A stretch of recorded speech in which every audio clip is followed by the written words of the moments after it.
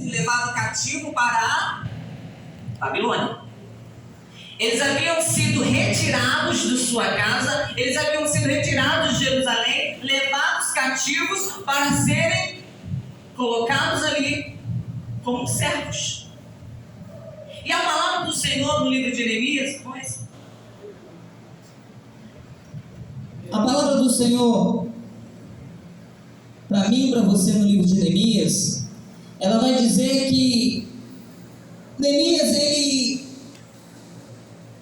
ele vê os amigos, né? Lá no capítulo 1 vai dizer que alguns dos amigos de Neemias haviam ido até a fortaleza de Suzã, e ali ele começou a perguntar, porque não era permitido aqueles que estavam ali a serviço do rei saírem. Não tinha a autonomia de se retirar do palácio. Sabe por quê, querido? Porque havia uma regra. Quem trabalhava dentro do palácio tinha que ficar das dependências do palácio, para não ser pego, né, para não ser levado como alguém, ou por algum malfeitor, ou por alguém que queria tomar o reino do rei Artaxerxes. Então aquele homem, né, Neemias, ele estava nas dependências do palácio. Mas havia alguns amigos de Neemias que haviam ido até Suzã, porque eles necessitavam, né, aleluia, de estar acompanhando. E nessa oportunidade, Neemias, ele aproveita para perguntar, porque não havia hoje, né, um meio de comunicação como eu e você temos aí um celular, né, uma televisão, né, a internet, aonde você vai ali, disca, né, ou coloca, digita ali, você vai obter as informações. Neemias, então, ele depara com alguém, alguns dos seus amigos, e diz assim: olha, como é que está a cidade?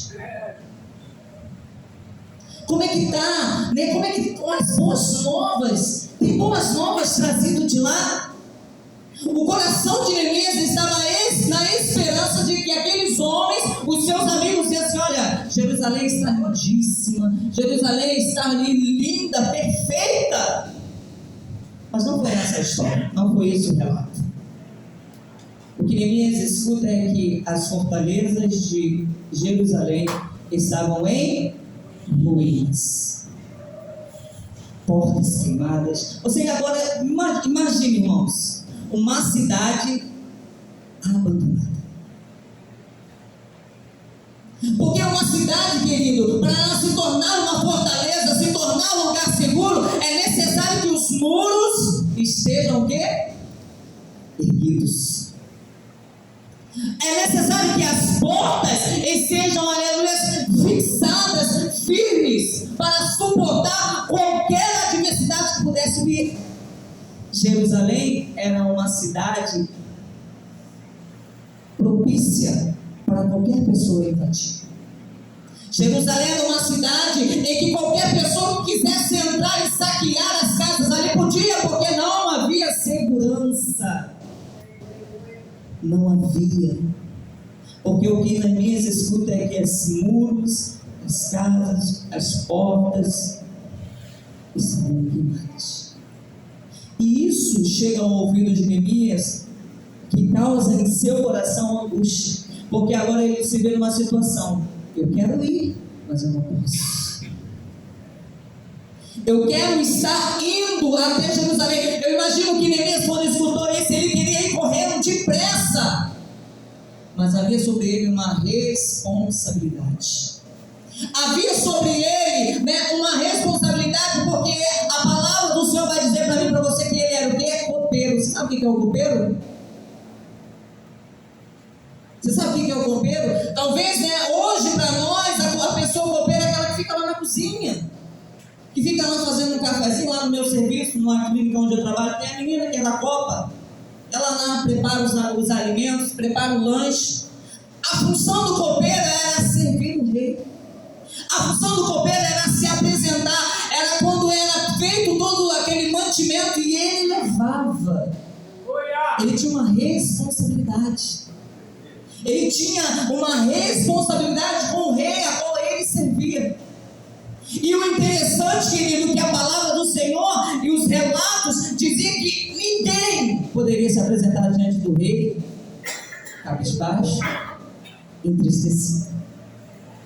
Poderia estar passando o que fosse dentro da sua casa, quando se apresentasse diante do rei, tinha que trazer com alegria. Deus, maravilha! Tinha que ser com alegria. Não poderia se apresentar diante da autoridade. Hoje, se você vê, né, qualquer autoridade política ou qualquer autoridade aí constituída, você se apresentar diante dele é difícil. E Neemias, ele tinha essa responsabilidade, né? Imagina ali as portas, como as portas daqui se fechando e Neemias entrando dentro do palácio. E o rei avista ele lá e já entende que havia alguma coisa diferente. Querido, o rei tinha vários criados, mas ele ouviu Neemias e sabia que havia alguma coisa diferente. Sabe o que eu quero nessa noite trazer para a minha vida e para a tua vida? Deus, ele conhece o meu íntimo e o teu íntimo. Às vezes as pessoas que estão à nossa volta, eles estão vendo nós sorrindo, né, feliz, brincando, descontraindo, mas lá no íntimo, o Senhor, ele conhece. Porque Neemias, ele não estava, né, aleluia, aparentemente chorando. Porque ele não poderia se apresentar diante do rei de qualquer forma. Mas o rei conhecia e sabia a angústia que havia no coração dele. Porque o texto vai dizer para mim e para você que o rei disse assim: olha, se você não está doente, porque se ele estivesse doente, ele não poderia se apresentar.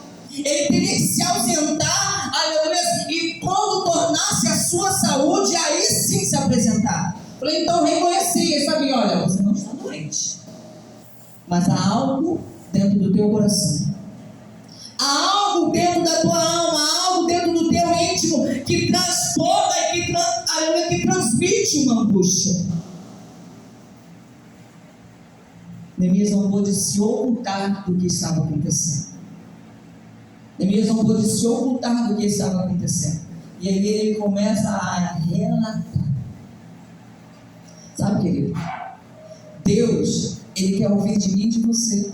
Às vezes a gente quer esconder de Deus. Às vezes a gente quer falar palavras bonitas, falar assim, colocar para o Senhor aquilo que o nosso, né, o que está no nosso coração, o que está diante de nós. Só que o Senhor, ele quer que você fale na sinceridade do teu coração. Está angustiado, às vezes a gente passa por algumas situações e o Senhor está esperando que eu e você tomamos uma atitude. Eu acho interessante quando Ana, né, ela ia todos os anos. Mas no dia que Ana percebeu, que ela entendeu, aleluia, que o segredo não era viver, aleluia, do que Eucana podia dar. Porque Eucana se preocupava com trazer alegria no coração dela, de mostrar a ela que ela era benevolente, porque dava porção dobrada para ela. No dia que ela entendeu que ela era necessário entrar no templo e aleluia, falar da sua angústia, falar do que estava dentro do teu coração, com sinceridade, se derramar diante do Senhor, aleluia, ela então, aleluia, recebeu a graça de Deus. Neemias, quando ele entra, aleluia, ele é relatado, ele é perguntado, ele não se mede, porque ele poderia se ocultar. Mas ele não mede esforço, ele começa a olhar como que eu poderia estar feliz, como que eu poderia me apresentar feliz diante do meu rei, se a cidade dos meus pais, aleluia, o sepulcro dos meus pais, a morada aonde eu fui ensinado a ser temente a Deus, aonde eu fui ensinado o que era ser servo, está em ruínas. Isso abre um precedente para que Neemias, aleluia, possa pedir algo. Sabe, querido, sabe o que está faltando dentro de nós para termos uma intimidade com o Senhor? Aleluia, é nossa, aleluia, aproveitarmos a oportunidade que o Senhor tem nos concedido. Falar com sinceridade do teu coração. Falar, aleluia, da angústia que há dentro do teu coração. Falar daquilo que te pressiona, daquilo que muitas vezes te pede, daquilo que te angustiou. Ah, mas eu não posso colocar Deus contra a parede. Querido, quem disse que eu estou falando isso? É você rasgar o teu coração. Davi, ele várias e várias vezes ele relatava, aleluia, Davi, ele falava com o Senhor, Senhor, porque o Senhor nos tirou de lá. Cadê as promessas? Não é você colocar contra Deus quando aparecer, você pedir ali a direção de Deus, Senhor, se há algo de errado comigo, então me mostra. Se há algo que eu estou falhando, se há algo que eu estou ainda, Senhor, em desacordo com a tua vontade, para que a bênção chegue diante de mim. Glória a Deus. Porque a palavra do Senhor, a promessa do Senhor, como foi cantada pelo nosso irmão Bruno, 7 vezes mais do que o devorador roubou. A bênção, ela vai correr atrás de mim, de você, mas é necessário, aleluia, ter uma diferença. É necessário ter uma mudança. E quando o Neemias, ele tem essa oportunidade, mano, ele fala com o conselho, ele fala com o rei. E o rei, eu acho tão interessante que o rei, ele conversa com a esposa dele. Ele conversa com a rainha. E eles liberam Neemias. Só que ele não poderia sair de qualquer forma. Como é que ele vai sair de lá sem nada? Como é que ele vai enfrentar? Como é que ele vai fazer? E o rei começa o quê? A fazer cartas. Para que as pessoas, os reinos onde ele passasse pudessem, porque Neemias precisava de quê? Madeira, precisava de concreto, precisava de pedra, porque era onde veio o cimento. Ele precisava de ferramentas. Um sonho, um objetivo, uma meta, um propósito. Você acha que todos que estavam em Jerusalém tinham a mesma visão que Neemias? Você acha que quem está do teu lado tem a mesma visão que você? Você acha que quem está à sua volta tem a mesma visão? Mas o que eu quero trazer nessa noite é você não perder o seu foco. Porque pessoas vão estar do seu lado e vão tentar te desanimar. Pessoas vão estar do teu lado e tentar puxar você para trás e dizer, olha, não vai dar certo. Mas quando eu e você colocamos Deus na frente, quando eu e você colocamos um propósito diante do Senhor, quando eu e você colocamos o Senhor dizendo, Senhor, já não vivo eu, mas Cristo vive em mim. Deus, Ele faz o impossível acontecer. E com esse texto, querido, Deus, Ele me leva lá para a vida de Davi. Eu acho que aqui embaixo. Vocês me liberam?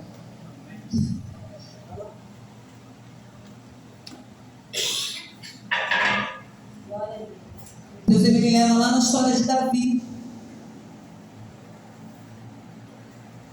2 Samuel capítulo 6 vai nos dizer que Davi, ele coloca o propósito no coração dele de trazer a arca para Jerusalém. Olha só. E como hoje, né, é a festividade do ministério de louvor, que são os levitas da casa de Deus, Davi, ele tinha uma responsabilidade. Ele tinha um bom pensamento, ele tinha uma boa ação, mas lhe faltou no primeiro momento a estratégia. 2 Samuel capítulo 6. Eu não vou ler, mas eu vou relatar. Você pode ler depois.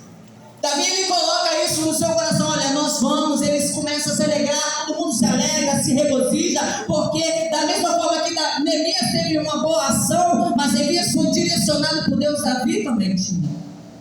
Mas a atitude de Davi, no primeiro momento, prejudica.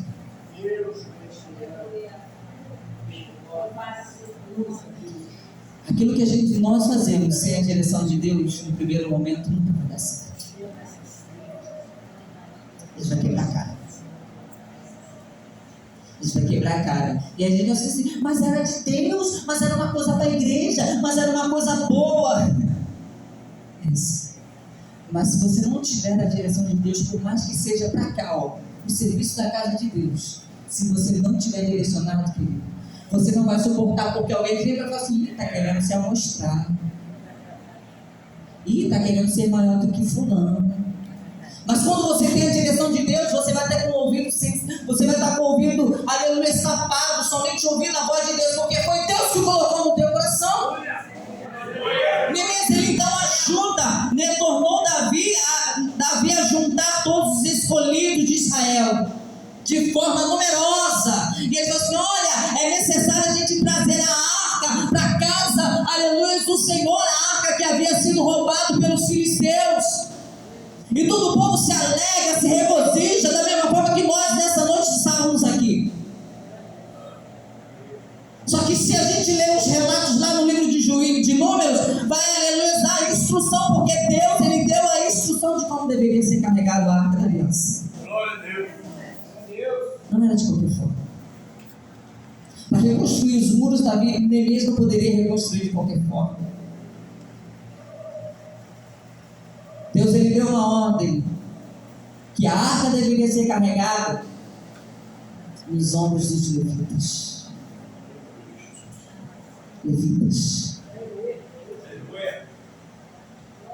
Mas Davi, na força do seu pensamento, ele deixa, que Uzá ele comece a comandar tudo, porque Uzá ele era sacerdote, ele sabia, ele era filho de sacerdote, conhecia, sabia das regras. Mas não, eles colocam num carro de boi novo. É novo, 0 bala. Não é como eu e você pensamos. Não é da forma que eu e você achamos. Assim dá certo. Assim vai dar certo. Não. Se o Senhor não estiver na direção, se o Senhor não te der uma ordem, se o Senhor não estiver na sua vida, se o Senhor não te dar a direção, querido, você não vai conseguir. Estava caminhando tudo muito bem.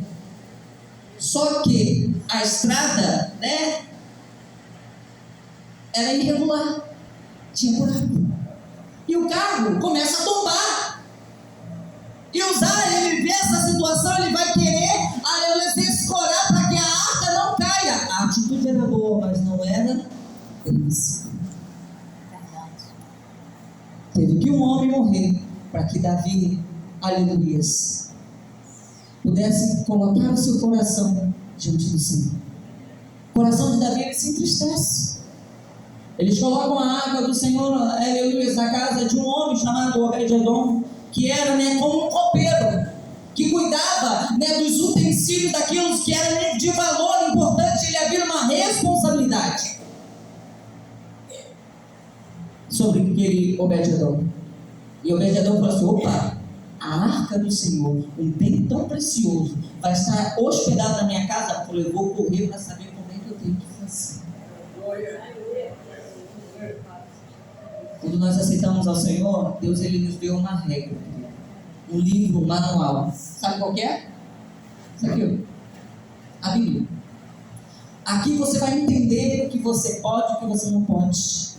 Não vai ser, aleluia, eu e você, ou qualquer outra pessoa que vai, aleluia, apontar e dizer assim: você não pode, você tem que fazer assim. Ei, aleluia, a palavra do Senhor, ela vai te examinar, ela vai te esquadrinhar, ela vai, aleluia, te dizer, aleluia, ela vai te mostrar. Esses homens que aqui estão, eles estão aqui para também te ajudar a entender.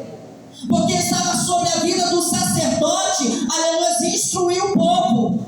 Aleluia, estava sobre a vida dos sacerdotes, levar o povo a entender. Estava sobre a vida dos levitas, convidar o povo a viver uma vida de santidade, convidar o povo a viver uma vida de retidão diante do Senhor. A arca fica estabelecida na casa de Obed-Edom.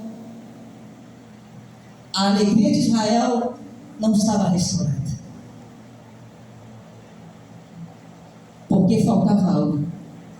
Quando Davi começa a entender que a casa de Obed-Edom era abençoada, durante os 3 meses que a arca estava lá, ele falou assim: opa, o que eu fiz de errado? O coração de Davi, Deus estava angustiado, e Deus precisava restaurar a alegria do coração dele. E aí Davi, ele ajunta, agora de forma diferente. Ele convida os sacerdotes, ele convida os levitas, ele convida aqueles que haviam, aleluia, a responsabilidade, e eles começam a consagrar a sua vida. A gente vai buscar a arca, mas para isso é necessário consagrar. Nosso irmão Dei falou aqui a respeito de oração, falou a respeito de consagração, falou a igreja,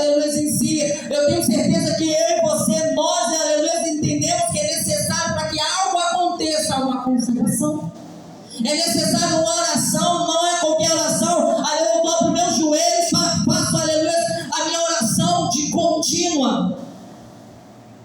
Porque é necessário, querido.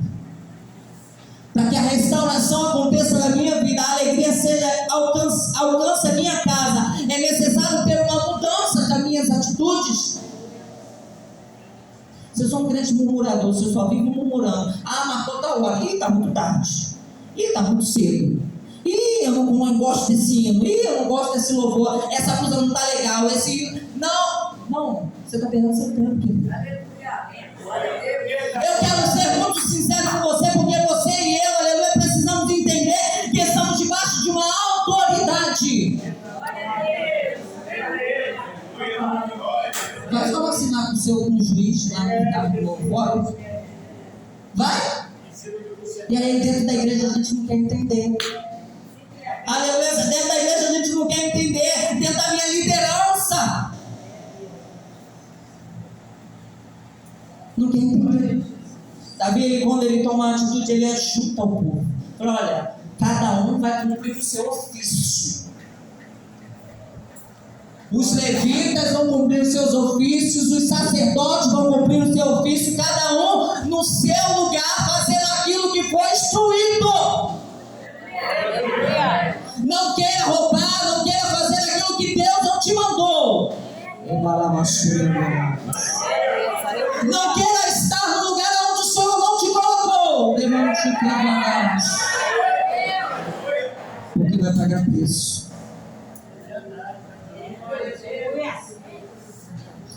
Aí Davi vai até a cachoeira de Edom. Opa, glória. Depois de consagrar, depois, aleluia, de separar, depois, aleluia, de fazer aquilo que Deus havia ordenado, agora ele traz a arca da forma correta. Aleluia! Meu Deus! Da forma correta.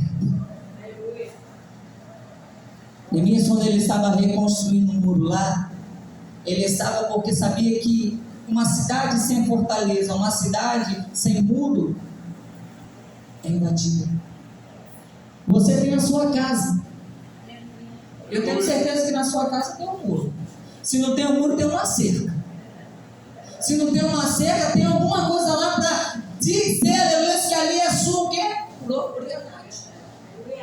Porque senão, aleluia, você não vai saber aonde que começa e aonde que termina as suas dependências.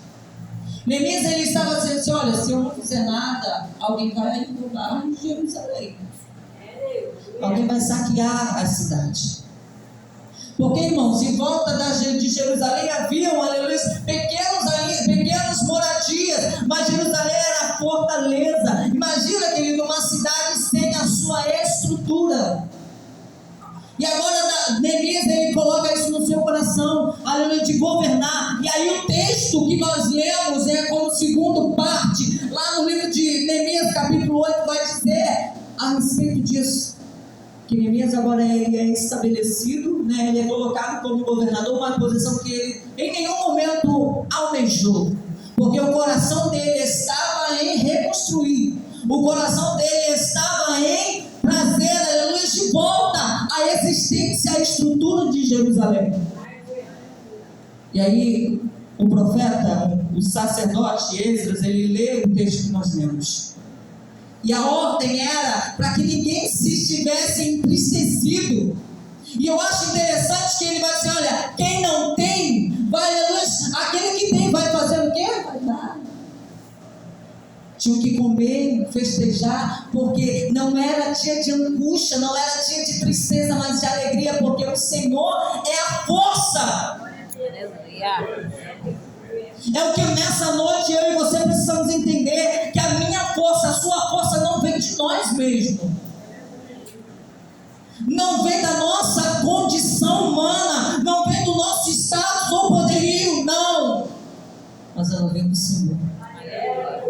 A minha alegria, a sua alegria está em Deus.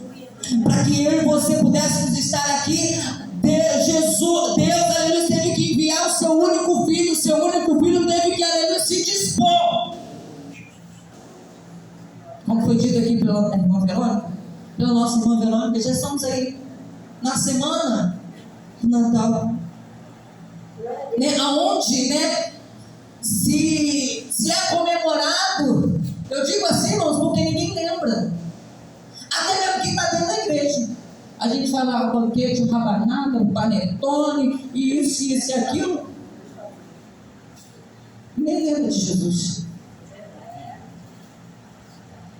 Nem lembra. É presente, é amigo oculto, é tudo. E Jesus? E Jesus, ele espera, aleluia, ele quer presente. Ele quer a minha vida, a sua vida. Ele quer, aleluia, a minha sinceridade, a sua sinceridade. Ele quer, aleluia, a minha intimidade, a sua intimidade com Ele.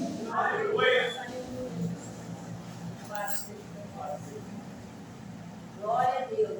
Porque a nossa vida, irmãos, precisa estar direcionada pelo Senhor. E o texto para finalizarmos essa noite, Glória a Deus. que o Senhor ele trouxe no meu coração e no teu coração. Glória a Deus, aleluia. Alegria. Lá no último verso, porque a alegria do Senhor é a nossa força. O Senhor ele colocou algo no meu coração, irmãos. Eu vou lançar esse desafio aqui. A gente não pensa agora, porque eu não vim aqui, mas eu queria convidar o Ministério de Louvor aqui na frente. A gente vai fazer isso, em nome de Jesus. As irmãs aí que estão com esse triângulo, a lua aí, vai ficar aqui atrás. Mistério profundo. Irmã Jéssica, vou pedir sua ajuda para colocar um